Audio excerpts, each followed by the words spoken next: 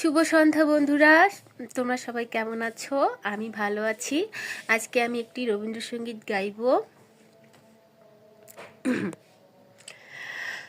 যদি তারে নাই চিনি গো সে কি, যদি তারে নাই চিনি গো সে কি, সে কি